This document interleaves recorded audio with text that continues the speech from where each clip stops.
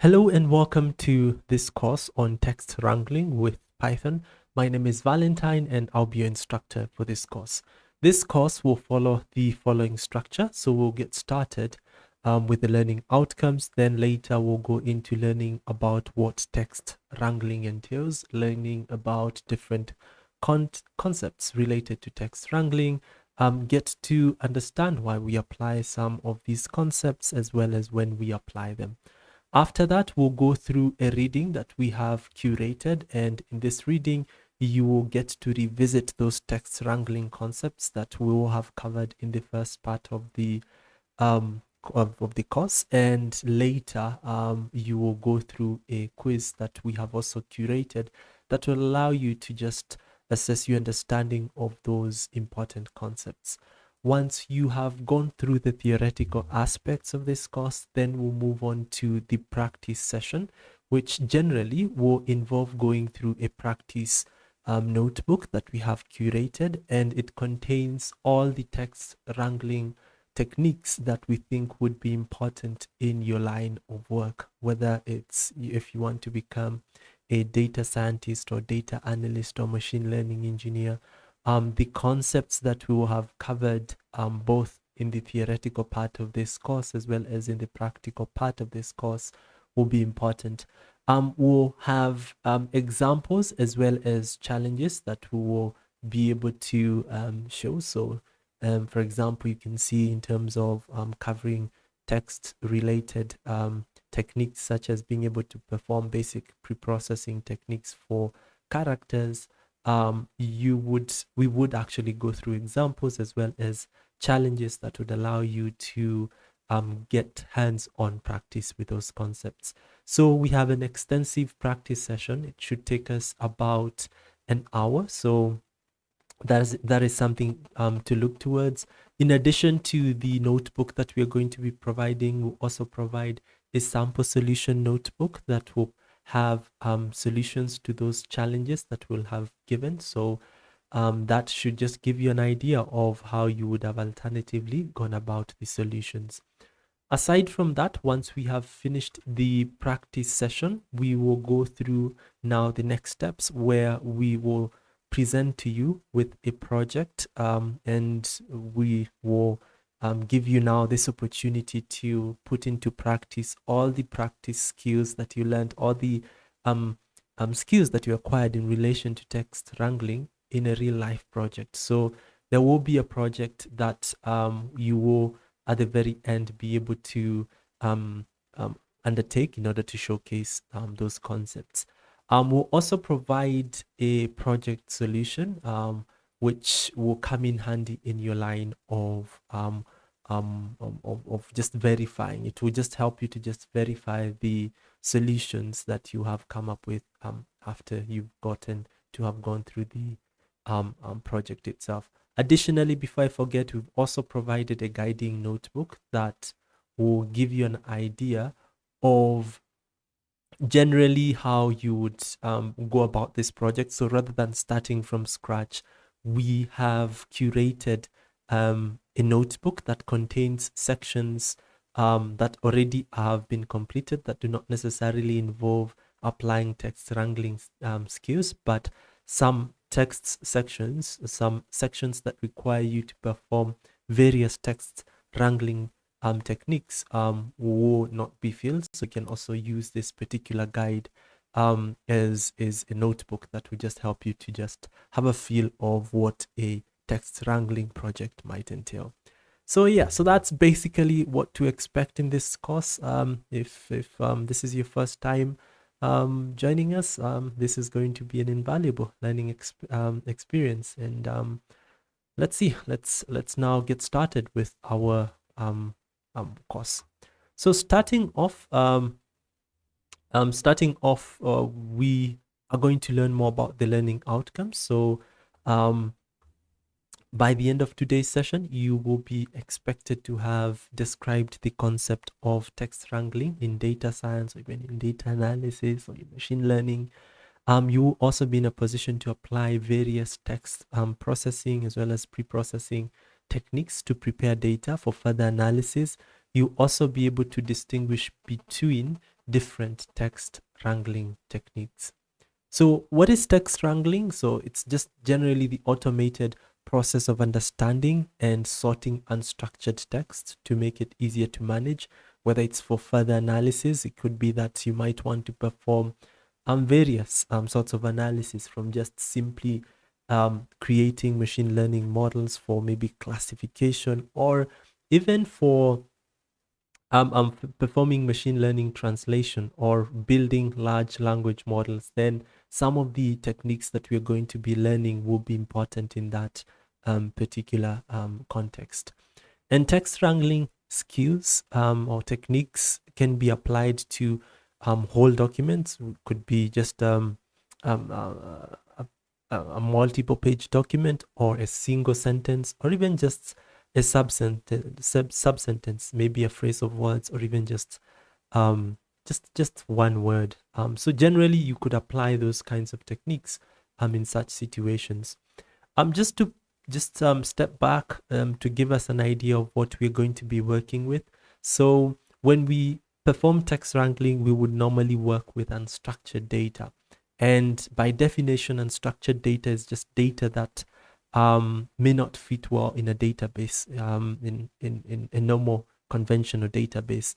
And that type of data can be textual, it can be non-textual, maybe media files like audio files, video files, images, etc. So text data, which we are going to be working with, is actually classified as unstructured data. On the other hand, there is structured data, which is highly organized, and we can store that type of data in databases, possibly in rows and columns. And in such situations, we would use other techniques, which we have already covered in another course called data wrangling. So generally, text wrangling skills would be applied to unstructured data. So furthermore, some of the techniques that we would perform, the end goal would normally be to perform further analysis as a result of that data that has been cleaned.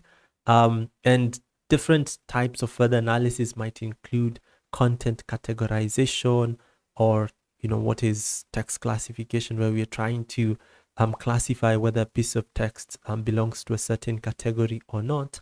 It could be in terms of understanding whether understanding the topic within that particular text. So maybe performing topic discovery or modeling, contextual extraction, possibly extracting just different pieces of content that would be important. We could decide to extract maybe named entities, which could be names of places or persons, and be able to do something with that data. We could alternatively perform sentiment analysis, which just would refer to understanding the sentiment of pieces of text. This is common, especially when we are working with text data from social media platforms. So in such situations, we might want to understand generally the sentiments of customers, and the text that we would get from, or the text data that we would get from such platforms would be useful. We could also perform other further analysis, such as document summarization, speech to text, and text to speech conversion, as well as machine translation. The text wrangling skills that we are going to be covering include frequency of words, determining how many words are within a particular piece of text. That might help us, possibly inform us when we want to perform, or when we want to create new features for ensuring that our model actually performs well. So in feature engineering, we could calculate the frequency of words within a piece of text and have that as a separate feature. The same case with characters or special characters. We might also want to determine the frequency of numerics.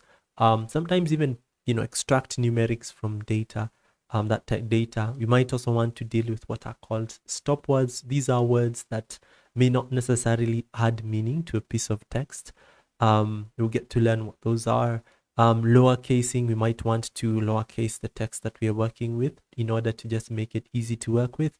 We could even decide to determine the frequency of uppercase words, which might also relay some information about the sentiment within that piece of text. We might also want to calculate the average word length as part of feature construction, as part of that process of creating new data from the existing text data. We might want to calculate the number of punctuation characters, or even just to remove them. We might want to determine which rare words are found within a piece of text. We might also want to perform spelling correction, tokenization, which just refers to that process of breaking down a piece of text into just more granular forms. It could be maybe you break a piece of text from just a sentence into just words, or even into characters, which you then later use to create a data set for model consumption. We might want to perform stemming, which is just reducing words into their base form, or even lemmatization, which is a much more effective method than stemming. We might want to perform n-grams, which is generally to not even perform, but extract n-grams, which are just collection of words which might be useful in helping us be able to train a machine learning model.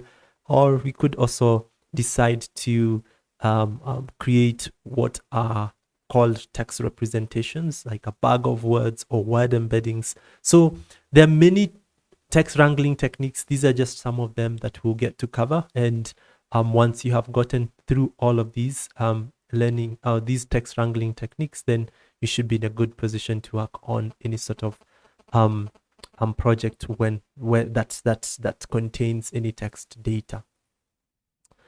Just to touch on a few things still as part of further analysis. Again, once we have performed text wrangling techniques, the other steps that would come in after would be to perform some of the even mentioned applications that we had mentioned before, either text classification, text extraction, text clustering, or document summarization. So generally, just to recap, why is text wrangling important? It's important because it helps us improve the quality of data. Sometimes you might have misspellings in data, you might have inconsistencies, errors, typos, or even formatting issues. Then text wrangling skills would help you to be able to clean and ensure that data is in a format that can be used for further analysis, and that improves just quality of your recommendations, or even just the quality of your results or the outcomes of your project.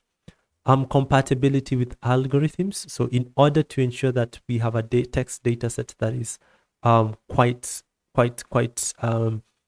in the appropriate shape for the consumption of a model during training, we would need to perform text wrangling techniques.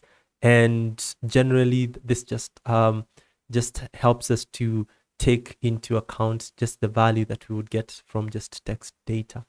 Improved model performance. In some situations, we might want to perform text wrangling techniques in order to create new features. And some machine learning models actually really perform well when the data that they have actually increases.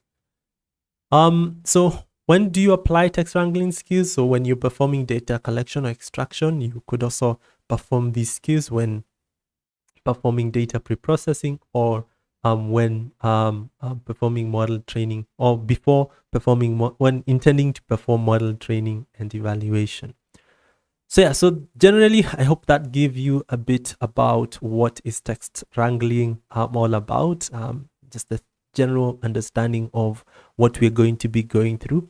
At this particular point, I would want to ask you to shift now to the resource that you see on your screen. It's a document that contains just more information about what we've covered so far, some in-depth information. The idea is that you should go just through this document for about 10 minutes, then work on this quiz that you see us on your screen, which we also shared links to. And the idea again is just to help you be able to have a good understanding, a theoretical understanding of these concepts before now we move on into the practice work. Because the practice work will just heavily rely on your understanding of these particular concepts, or the theoretical understanding of those concepts. Something else before I even shift now to the next part of the course. The resources that you have available, you can find them shared in the resources section of whatever platform that you are accessing this course from. But if you're coming from YouTube, you need an afterwork membership to be able to access these resources. But if you just want to audit the course or just go through without necessarily practicing, we've also provided a minimal sample notebook that you can get for free that would allow you to just be able to follow through. But if you want challenges, if you want solutions that you can verify from, so that you get better and better at this particular set of concepts, then feel free to do that, to be able to feel free to become a member, to be able to go through all of that. So generally that's it. Just go through that reading and quiz for the next 10 minutes, and then you can pause the video, and then once you're done, you can come back, then we'll continue with the practice work. All right, so now you're going to move on to the practice notebook, so you can open that. So just open the practice notebook, and you should be able to see this document that contains just different sections. And this will be the text wrangling with Python practice notebook. Okay, so once you have gotten to this particular page, what you need to do is to go to File, then Save a Copy in Drive to save this notebook into your Google Drive, and it will just give you the ability to make changes to this notebook and save those changes. If you want to come back to the notebook later onwards, you'll find the work that you had done. But if you don't want to make any changes, you can just work with whatever. You can just ignore that step. But if you want to save any changes, just go to File, then Save a Copy in Drive. So once you've done that, the next thing that you need to do is to connect this notebook to Google servers. Just click on Connect on the far right, and that should take maybe 10 to 20 seconds, depending on how fast your internet speed is. And we're going to be connecting this notebook to this Google servers, and so that we can be able to run the code that we have. And again, notebooks are just documents that we use to just share work, data analysis or data science work or machine learning work. They usually contain what are called cells. They're text cells as well as code cells. Inside code cells, we have code, and inside the text cells, we have just textual content as well as other maybe links or just even images or videos that we want to share with other stakeholders. So we have already curated this particular notebook with just examples and challenges for different sections. So we'll go through each and every section, and I'll be taking you through. You could always pause when you feel like we are moving too fast, and also repeat when you want to. If you have any questions, generally, you could always just ask in the comment section of whatever platform that you're using. So let's get started. The first thing that we need to do is import some libraries that we can use for data manipulation. So we'll import these two libraries. There's pandas and numpy. These are just basic libraries in data science. So just ignore what you're seeing on your screen.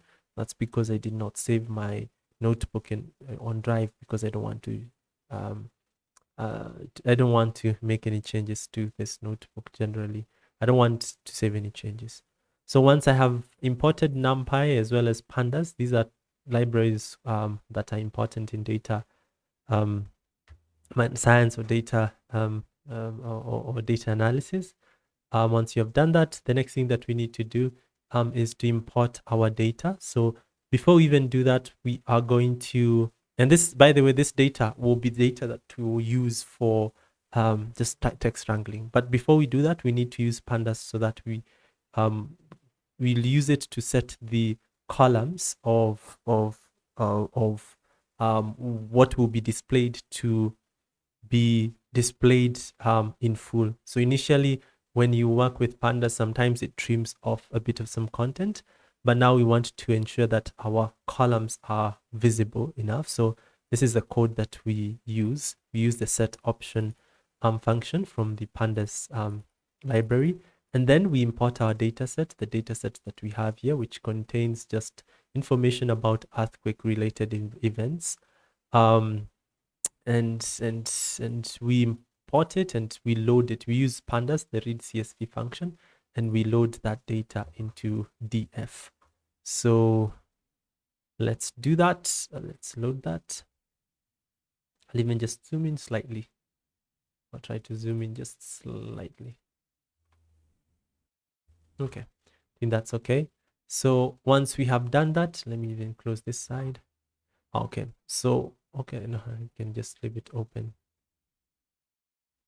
Okay, I think we can still continue like that. So once we have read it, we can preview the dataset by just displaying a sample of 5 records from the entire dataset. This is a random sample. You will get different results if you are to run this as well. You won't find necessarily the same records here. So we run that to preview those records, and we can see that's what we have. They should give us just an idea of what this dataset has. It has this column, this other column, user name, tweet date, as well as tweets, the tweet itself, as well as the tweet link. If we want to explore that further, then we can just drop or delete the columns that we don't need. What the column that we want to work with is the tweet date. We don't need unnamed. We don't need user ID. We don't need username. We don't need tweet date, and as well as tweet link. We just need the tweet column. That's what we do. We drop it, and then we replace we replace the contents of DF with now the outcome of that operation, and then we display the columns to check just whether tweet is there. Actually, no, in this case situation, we don't even display. We just rename the column tweet, which is capital, to small, and then we preview a sample of our data set. And this is now what we have. Okay, once we have done that, then we are now ready to apply this text wrangling techniques to this particular data set. The intention here for performing these text wrangling techniques would be to just help us understand how to apply various techniques. We won't be working towards maybe a certain particular direction, whether it's text classification or any other application. The idea here, just note, it's just to help us just feel comfortable with how we can be able to perform various operations using Python. So starting off, we'll now perform character text wrangling techniques at the character level. So where we have just individual characters. So what if we wanted to determine the number of characters within the text, the individual text or tweet?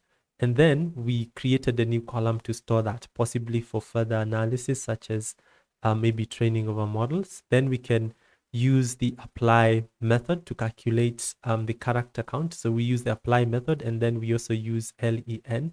We pass len, which is another function that we can be able to use to be able to get the output. We reference the data, the column that we're using by saying df.tweet. Then we use the apply method on that column, and then we store the outcome of this process inside a new column called character count, and then we preview the tweet as well as the character count columns from the df column, and we display actually a sample 5 records to just be able to see that operation, which we're able to see here. We have character count there. Moving on, if we want to find special characters, sometimes we might want to also create again another column to just help us be able to have more data for further training, especially as part of feature engineering. Then we can decide to also create another column, but now this one will count the number of special characters that we want to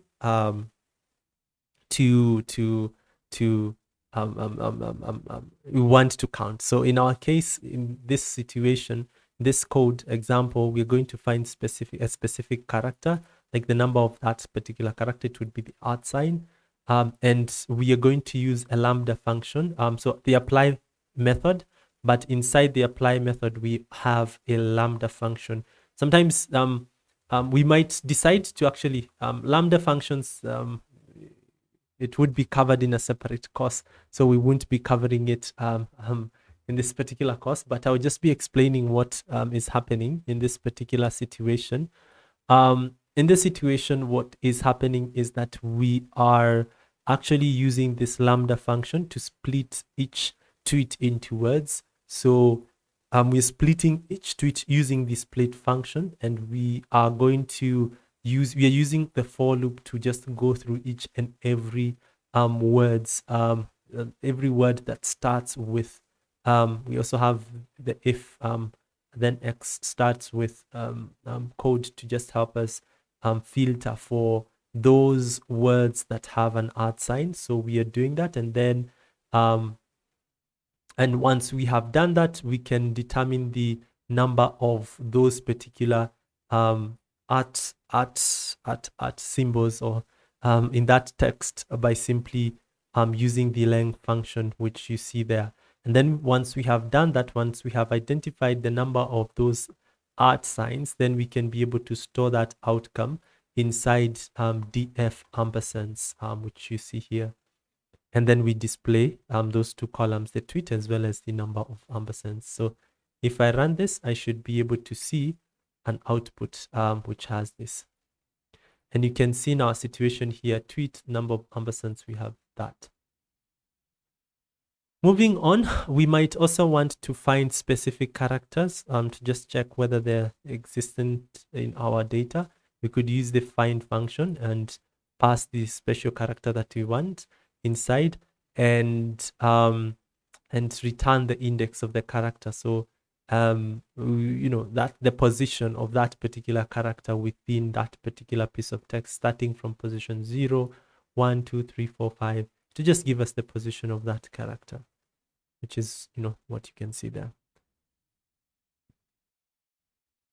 We can also replace certain characters with other characters. Let's say, for example, when there's a hash, we can replace that with a space. And how we do that, we use the str.replace function, and the first parameter inside that function would be the character that we want to replace, and then the second parameter would be what we want to replace, what we want now as a new value for what we have replaced. And then we save the outcome of that inside tweet rp hash. So what would be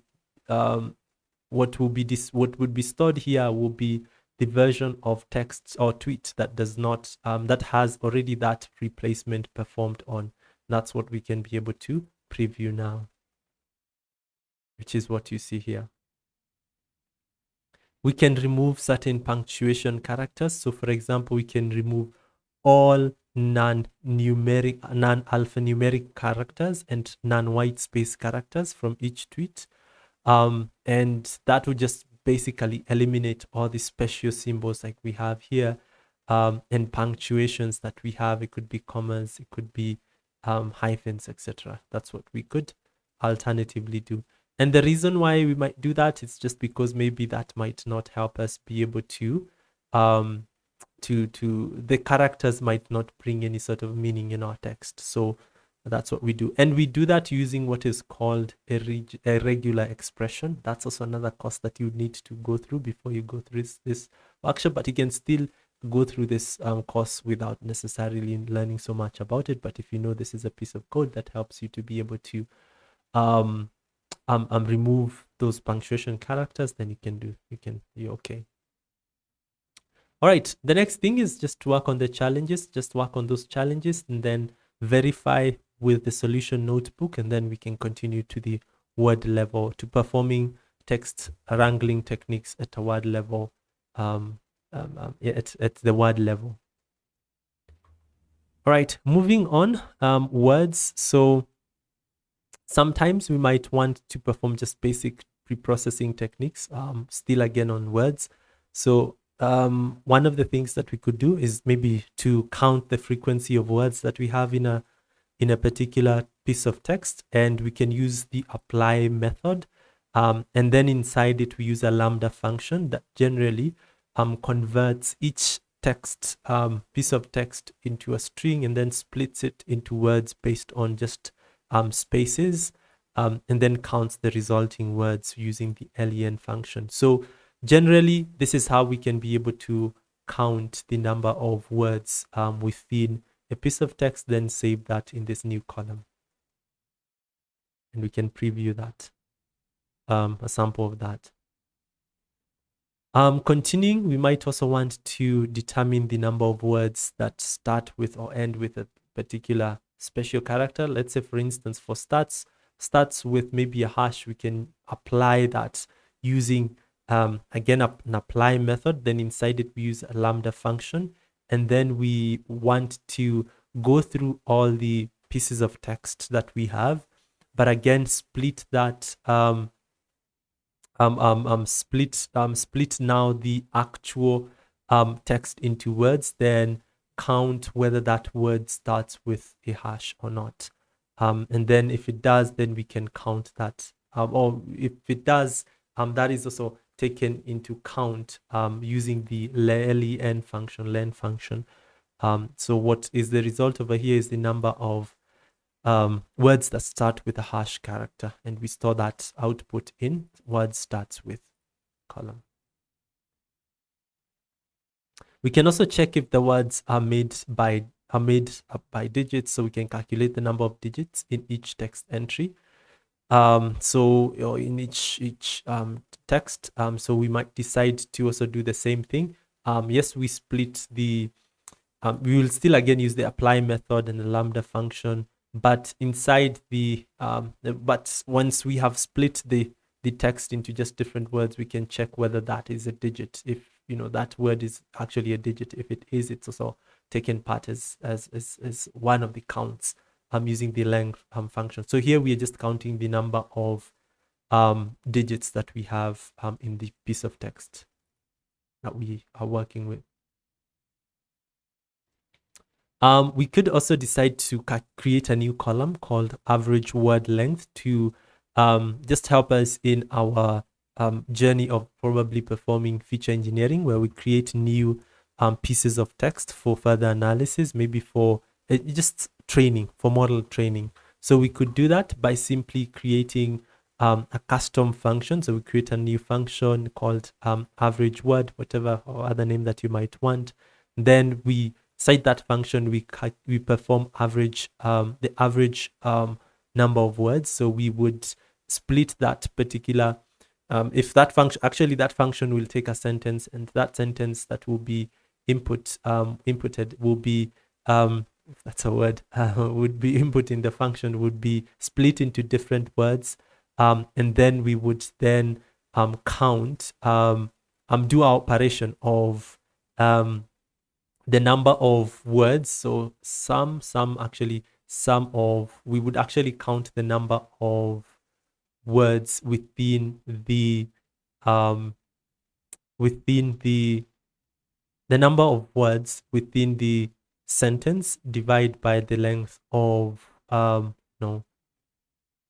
we would sum up the lengths of all the words and then divide this sum by the total number of words.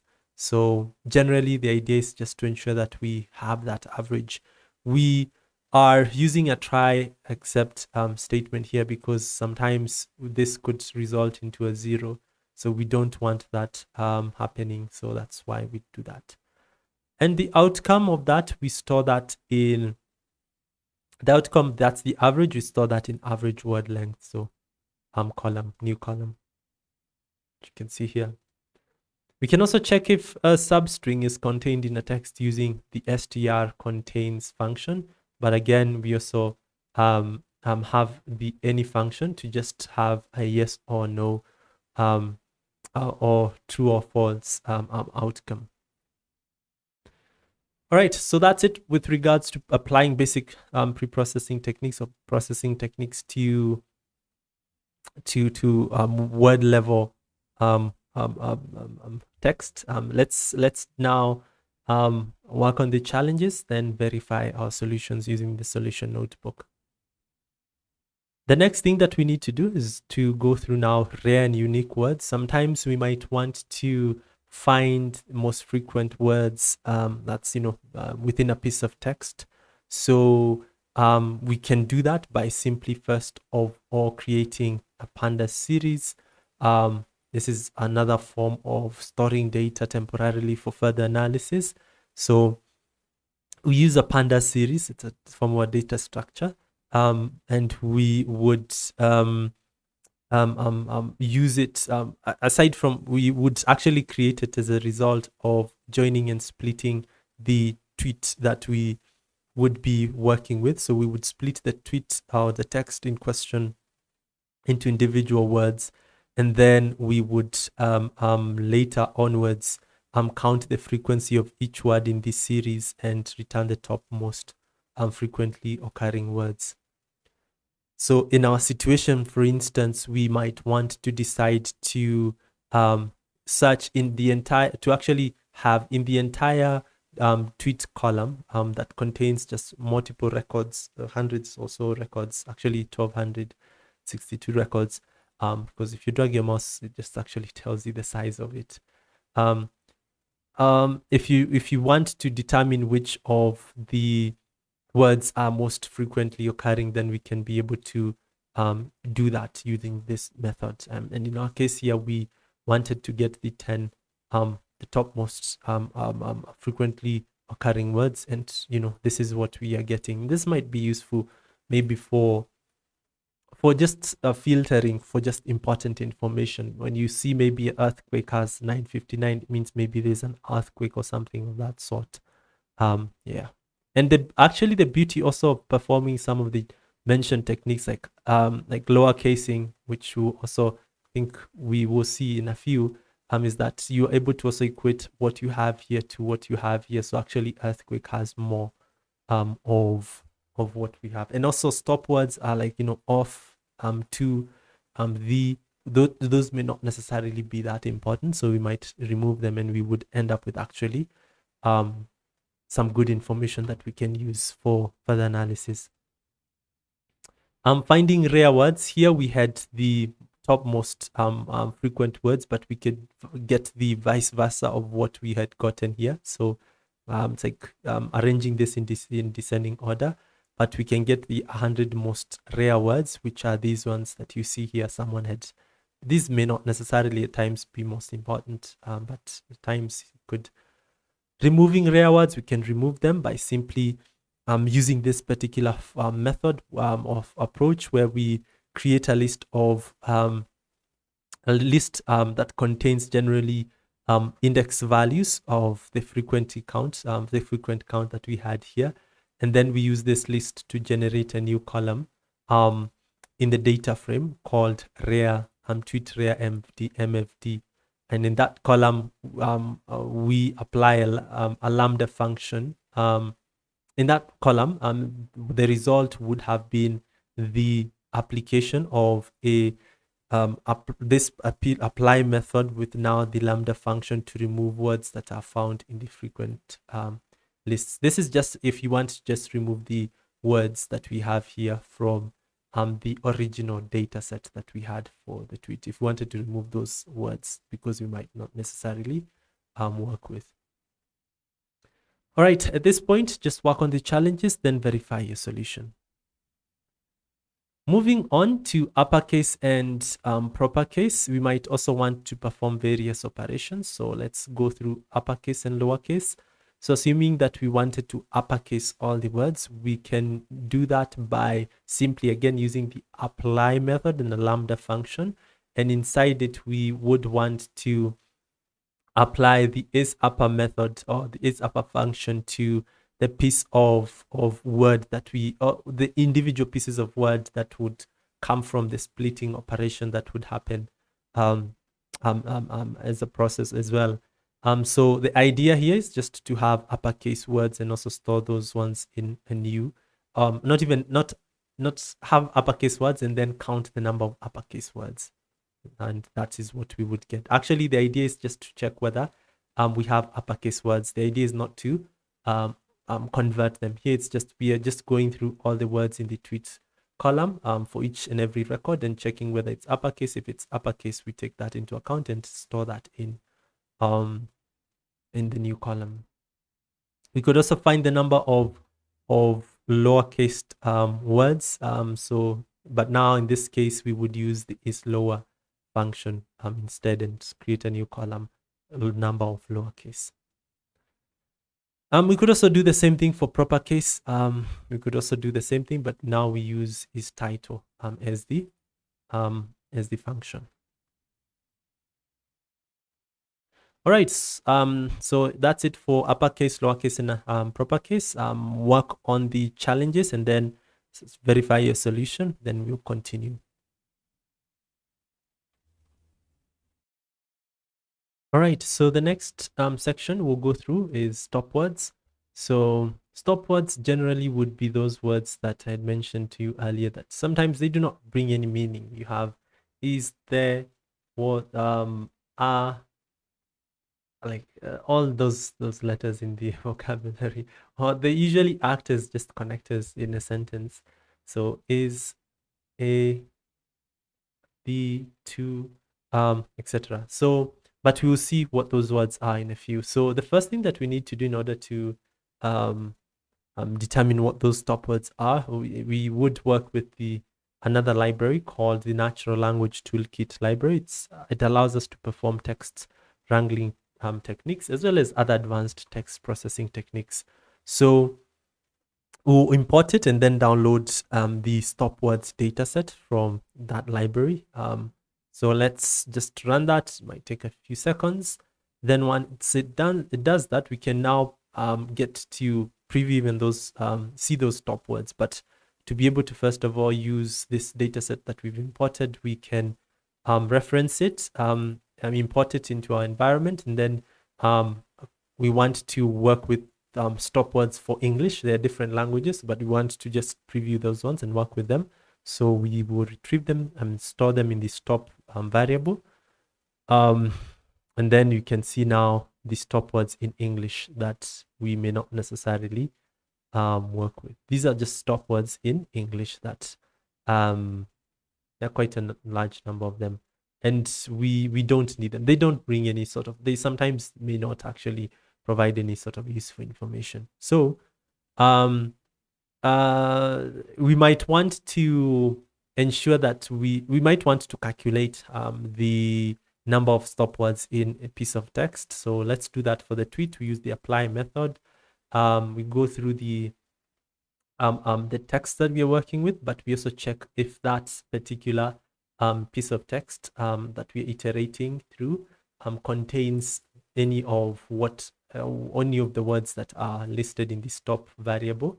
If it does, we count that, and we count all the words, if other words, if they are as well. So the idea is that we need to have a column that has number of stop words, and we can use that even for training of our data set. So let's see that.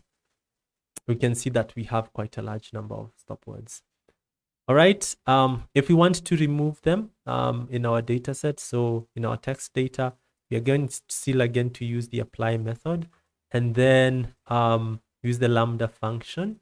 In our situation over here again, in the situation that we have here, we would use the if expression, that if statement here, to just reference those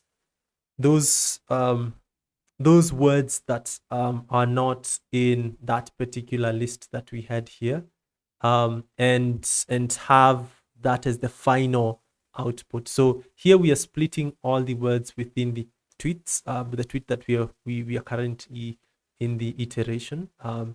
The tweet that we have in the current iteration, we are splitting it into just different words, using even the join function, and then we check whether if it's, that word is not in that particular stop word list. If it's not, then we if it's not, this is the list. If it's not, then we we retain that word and then we save it in tweet. So our final output would be this, and this particular bit this text doesn't have any tweets with any stop words. Alternatively, if we might also want to determine, I think if we had wanted, this is actually almost this is actually a confirmation of to check whether we have any stop words, and we should have another column, number of stop words, which is actually what we have here. We can replace that. We should have that number of stop words without with just zeros to just confirm that we don't have any stop words, and we just sampling 5. So number of stop words is just 0, which means that we have been able to remove them. All right, so now work on the challenges and then verify your solution. All right, so the next section that we're going to go through is part of speech tags and sentiment related features. And in this section, we are going to be retrieving just parts of speech tags. Something like if we wanted to count the number of nouns, the number of verbs, the number of adjectives, adverbs within a piece of text. That might also be helpful because it might also give us multiple features that could enrich our data set for further manipulation. So let's see how we can be able to do that. So going through, the first thing that we need to do is to download the punched and averaged perceptron tagger datasets. These ones will help us be able to perform those operations. Let's download them from the Natural Language Toolkit library. So once we have done that, the next thing we need to do is to create a function that will help us just be able to determine whether there were any of those part of speech tags, such as noun, pronoun, adverb, adjective, adverb, etc. And what we are going to be doing is to give this function any of these particular keys. So this is a dictionary that we create. So we are going to be given this particular key. Let's say if we want a noun, we give it as part of, it could be a flag or whatever. We give it, and then it's going to determine whether, based off the piece of text that it sees, whether that particular piece of text has a noun, pronoun, adverb, adjective, etc. So this is a function that we create called POS check, and inside it we initialize a variable, count variable, and we also use the text blob library to be able to perform part of speech tags, tagging. And the idea is that it's going to also help us be able to identify whether in this particular piece of text that we are working with, again, whether it's any of the noun, proverbs, adjectives.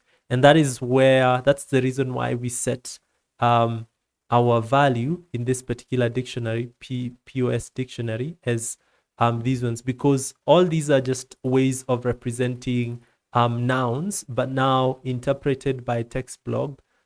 If it comes across, if it checks whether a word within a piece of text is a noun, it would actually be representative of what it would get here. So if it comes across maybe a word, then it would associate that word with any of the values that you see in this particular list. And then once we have been able to do that, what we would get out of this POS function is just the count of the part of speech occurrences based on the flag parameter that we give. So for instance, just to give you an idea, if I run this, I've also run this as well. If I wanted to calculate, to determine the noun count within the tweets and then create a new column called noun count, I would use the apply method and a lambda function, and then use the POS function, which we have here. That's the beauty about lambda functions. You're able to also pass other functions easily. So POS check, and then the first and then the first parameter is actually the current piece of text that we are iterating through, the current piece of text we're iterating through. And then noun would be representative of what we have here in our POS dict. So we would use this function to check whether there are to determine the number of noun words in our data set. And we run that and we get that we have 0, 0, 0 zeros. Okay. Which, yeah, oh, we don't have that. But you could still have different kinds of pieces of data. Let's check for, let's just check the noun count. We still don't have. Let's check for verbs, how many verbs we have. So verb count, we also don't have in that situation. We would also need to, even before performing this process, perform what is called lemmatization to reduce the words in to the basic form. Let's say something like happened.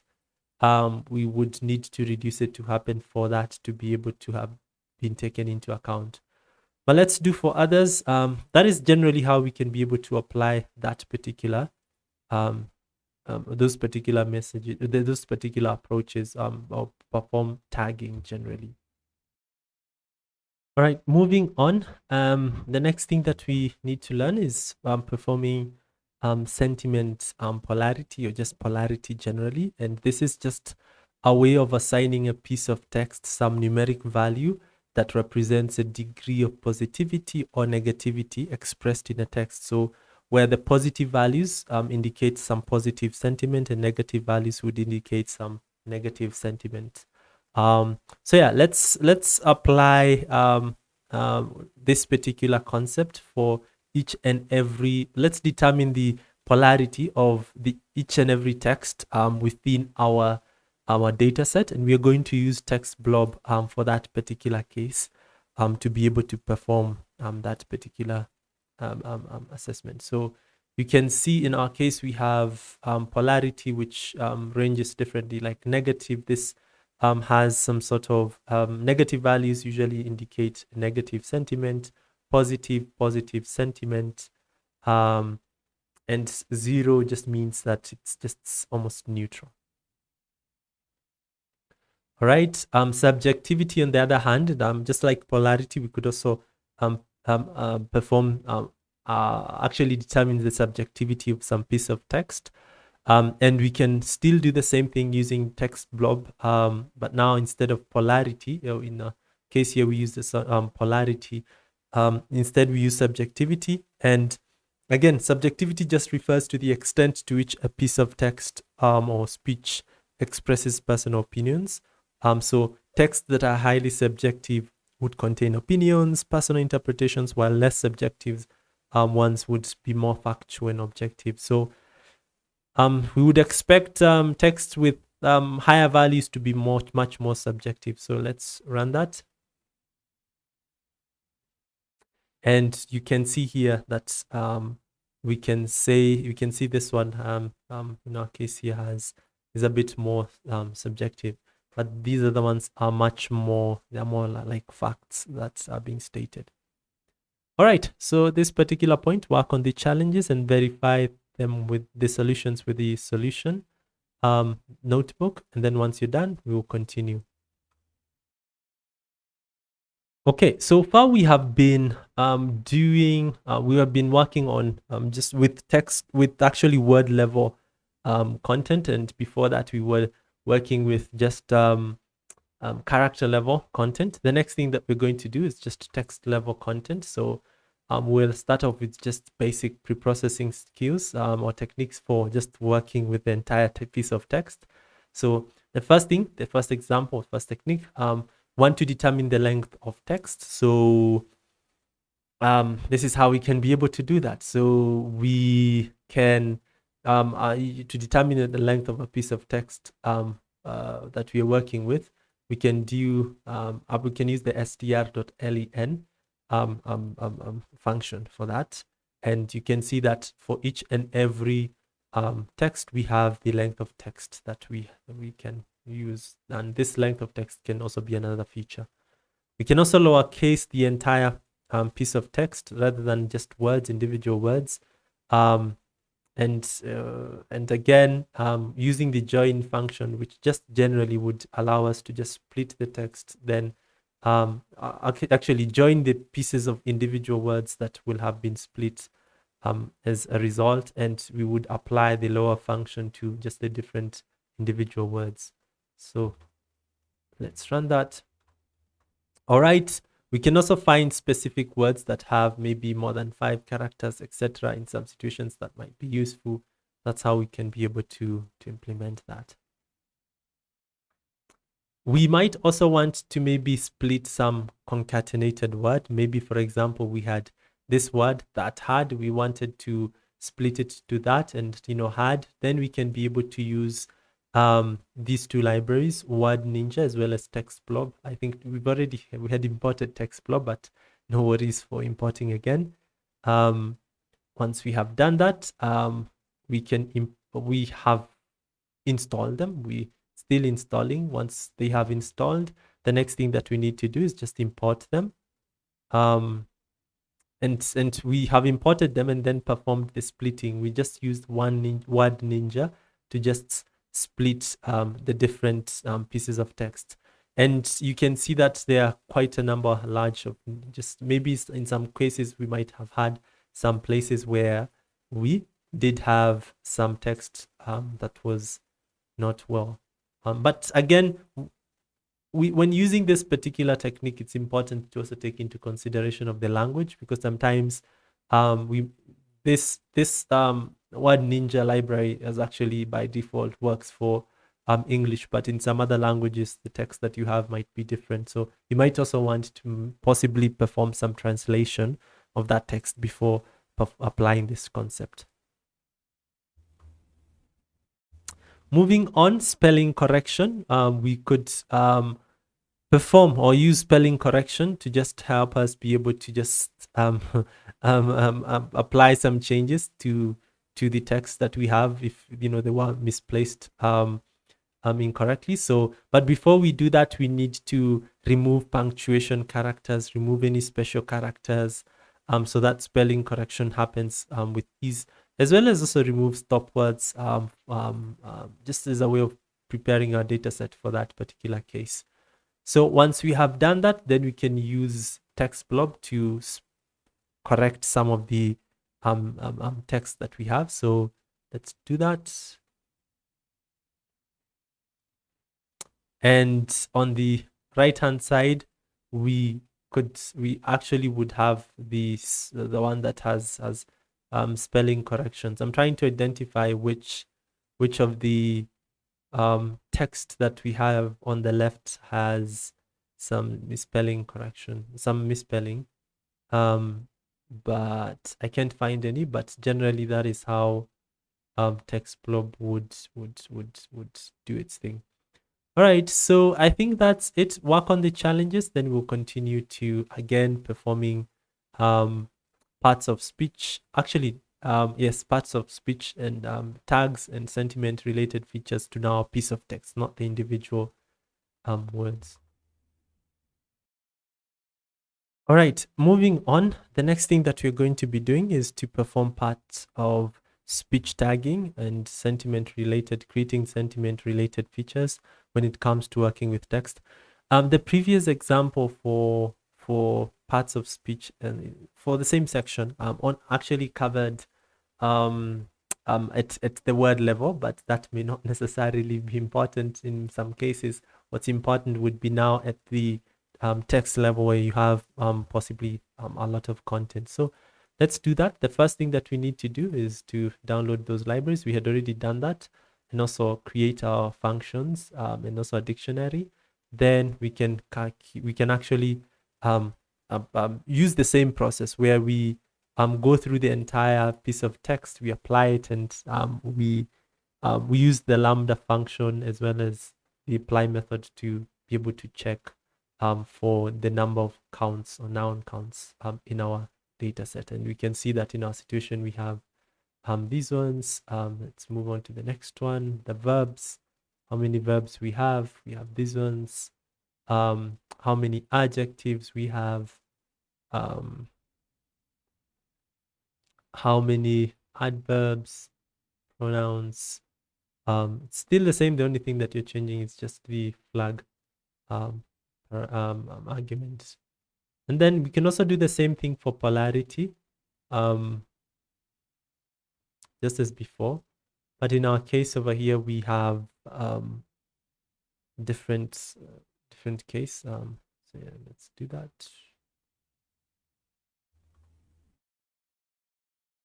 Actually, for polarity, this should be just the text. We shouldn't pass anything else. Just the text that we should pass here. It should be like that. Yeah. Then for same case for subjectivity, we shouldn't have that.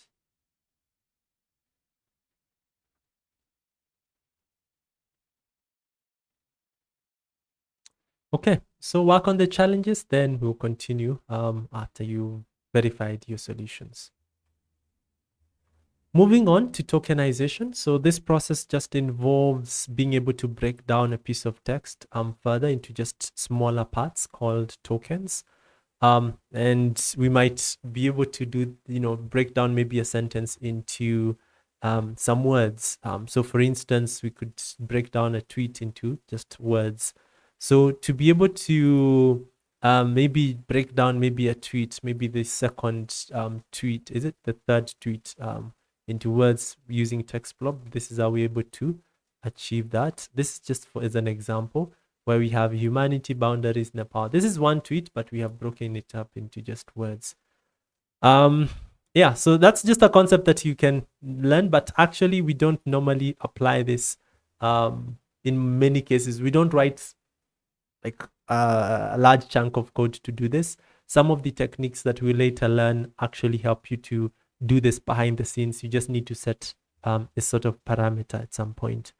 Or you need to set an argument or the argument value to that you want to perform tokenization for that to happen. All right, work on the challenges and then let's continue. Moving on to stemming and lemmatization. So sometimes when we are working with pieces of text, we might want to reduce them into what are called root forms. So you might want maybe to, for words like running, we might want only to have, we might want to replace that with run, or eating with, a word like eat. So in such a situation, we can perform either stemming or lemmatization. Stemming, unfortunately, usually ends up also performing like removing or it ends up not being as efficient, because sometimes if you want to remove the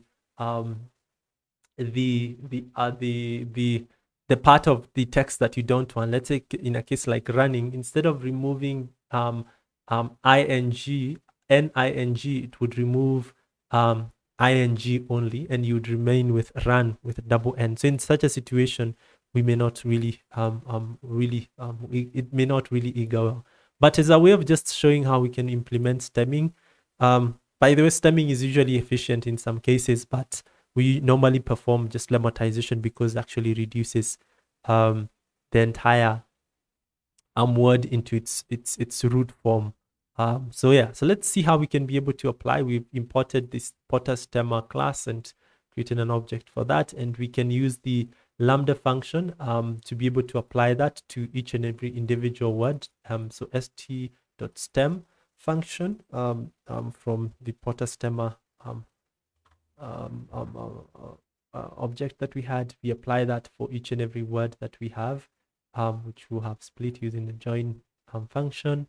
So if we are to see that, we should see a column for stemming, but you might realize something like earthquake, earthquake, it stemmed earthquake and removed even the E, which, it shouldn't.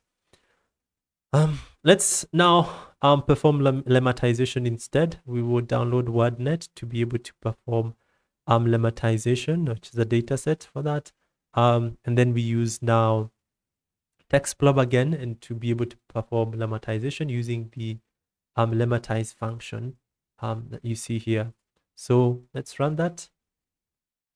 And we're also going to see the output. Let's say, for instance, earthquake. In our previous case, we had earthquake without being stemmed with the stemming, the root form that we got after using stemming for earthquake didn't have an E, but here with lemmatization it has. So lemmatization actually works better than stemming in and you could use it. The only thing is that it's usually resource intensive.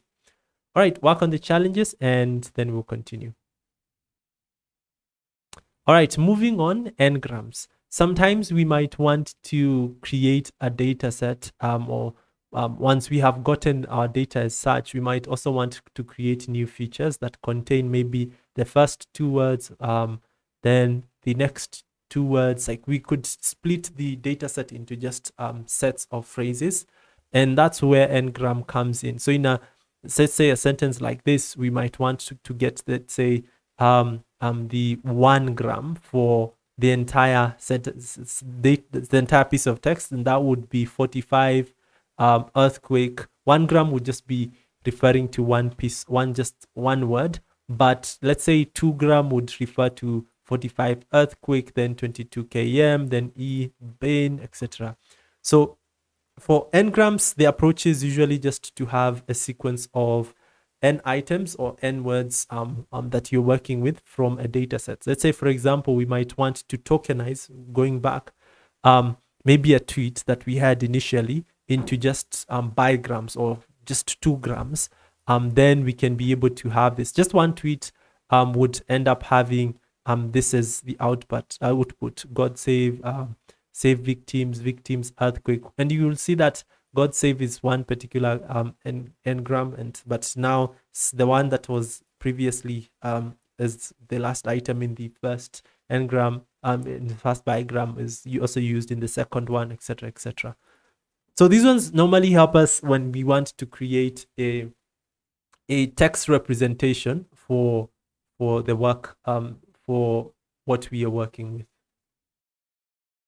And a text representation would generally be that format of data, so that would be consumed by a model. So a text representation would generally be a representative, a numeric representative. It could be a matrix that has values, numeric values that are representative of the text that you had initially been working on. So n-grams usually come in play, especially when you want to create such kind of text representation. There are different techniques. They're called text representation techniques, and n-grams is one of them. So yeah, so you could do that. You could also, aside from just creating n-grams at the word level, you could also do that at the character level, which is what you see in this situation.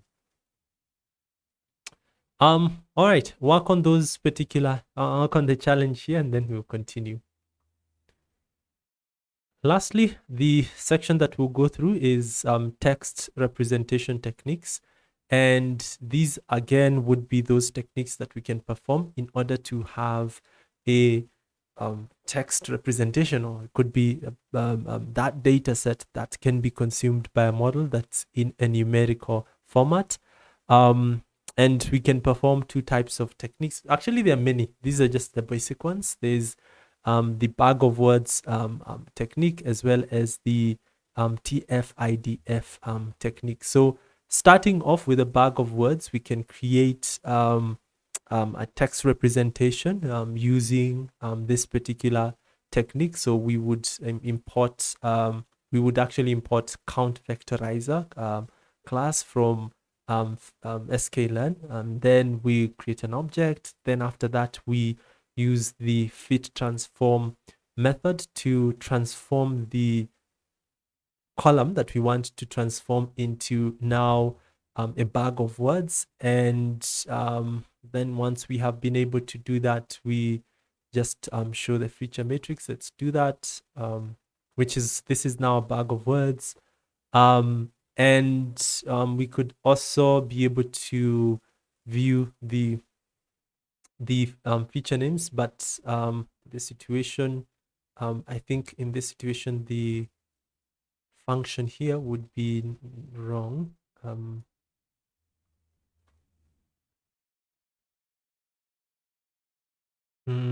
So I think here it should be out, get feature names out. Should run this, and that should give us the just the feature names that we have. and we can visualize our data frame. You know, can use the data frame to be able to visualize the matrix that we have, the representation with just the feature names at the very top, which generally would be the words that we have in that particular matrix. So what happens here is that using this method, bag of words, we would normally count the words that we have in the data set and use that as part of our feature matrix. The second text representation technique that we can perform, it's called the term frequency inverse document frequency. And we can apply this method by importing the TF-IDF vectorizer from the sklearn library. And then once we have done that, we set now, when we are defining the object, we would set different parameters, values for different parameters. So for the number of features we want to use in terms of the most occurring words within our features, we would set that to 1,000. We would also set that we want to perform lower casing before tokenizing. We would again drop our, we would not only that, by setting analyzer as word, we would also define that we want to perform n-gram at a word level. So this particular method actually uses n-grams. And then we define the n-gram range. So what's the size of the n-grams that we want to use? We also set the stop words, the actual stop words that we want to remove. And then we generate that data set that we can use later for our use case. Then we can show the TF-IDF feature matrix. We need to put that as out.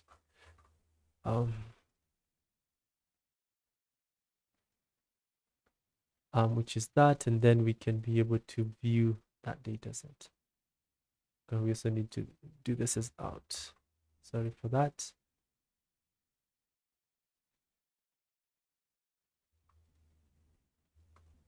It's taking a bit of some time, but it should display our now matrix that we can give to a model to perform that operation. In some other cases, here we had we used n-grams at the word level. So we computed word n-grams. We might also want to compute maybe character n-grams, and we just set analyzer to char, and we can be able to generate our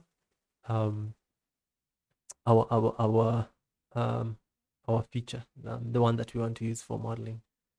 And that's it basically. Work on the challenges, and then we'll now wrap up the course in the next section. Okay, the next section will entail, which are the next steps, will entail going through now this project, which should give you some opportunity to practice what we have learned so far. The idea is that you should feel confident enough to even undertake other projects. So go through this project. We've also provided a guiding notebook. You'll also find the guiding notebook if you scroll down. And then once you have done that, you can check on the solution. You can verify your solution by going through the project solution. And generally that would be it in terms of having gone through this particular course on text wrangling with Python course. I hope you will have achieved what you had set out to have achieved. So possibly you will have actually achieved these learning outcomes, be able to describe the concept of text wrangling in data science, apply text processing techniques to prepare data for further analysis, and distinguish between different text wrangling techniques. The next step that you could do once you've completed this course, do more projects, or alternatively, you could also go through a course more specifically on text classification. That would involve using machine learning techniques in order to perform some sort of categorization. You could also looking into other types of problems in relation to text data. Maybe you could decide to undertake projects in relation to document summarization or text summarization or text extraction. Those are just different topics or courses that you could undertake. And hopefully I'll also be able to see you in such a course, and we'll continue this learning journey. All the best in your career, and see you in the next course. Bye bye.